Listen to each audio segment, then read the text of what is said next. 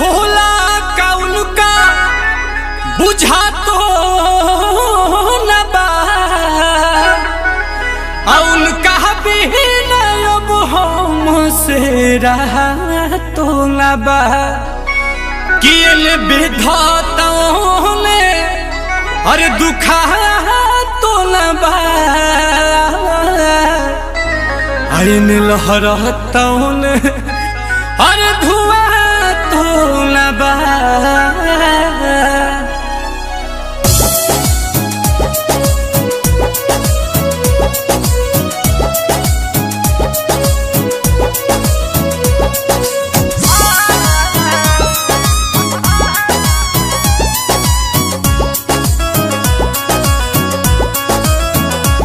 दर्द दिलावा में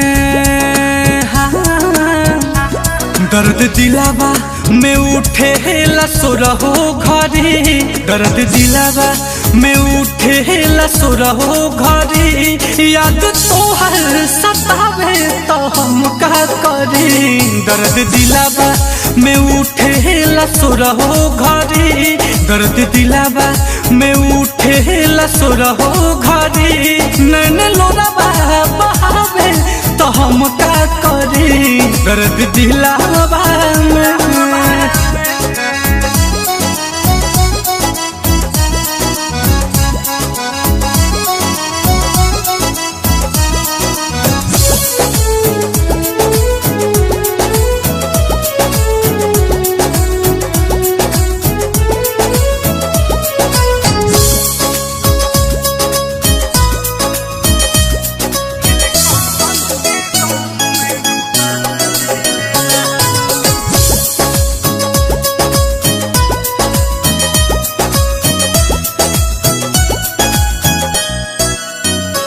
प्यार कहने के पहले बुझाइल नहीं समझावल दिमाग में तयाइल नहीं।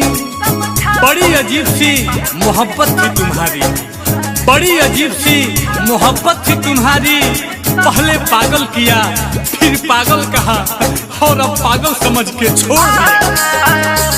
प्यार कहने के पहले बुझाइल नहीं समझावल दिमाग में तयाइल नहीं।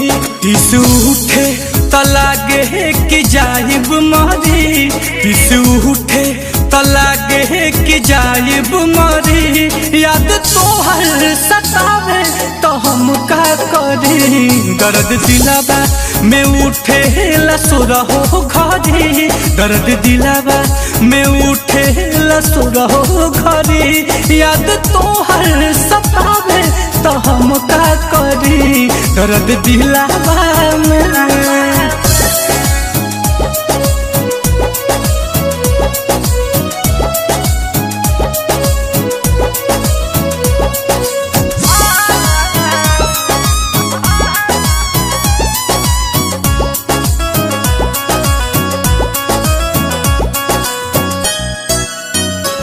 प्यार भइल तो मिठाई हम बटले रही तुहरा चक्कर में हाथ अपन कटले रही।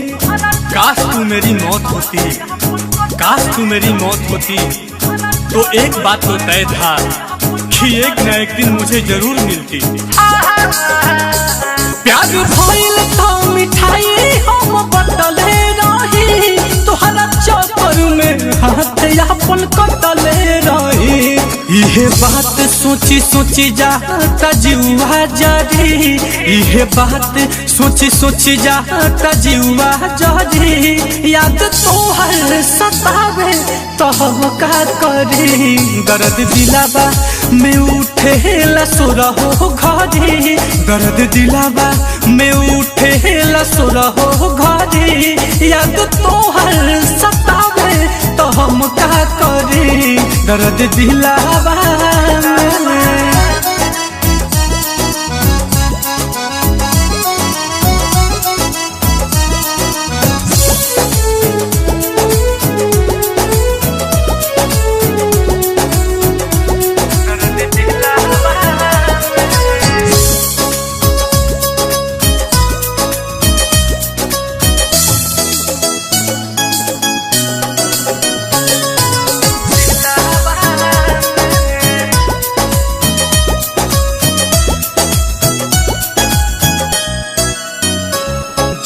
से ज्यादा जेकरा के चहले रही उ मोहब्बत के मतलब बता देले बा।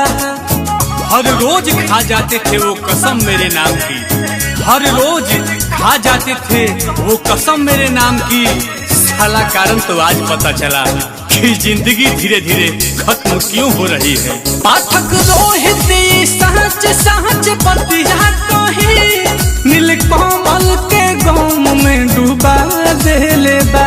नीलकमला नीलकमला नीलकमला जे तड़पी तपरबे करी याद तोहर सतावे तो हम का करी।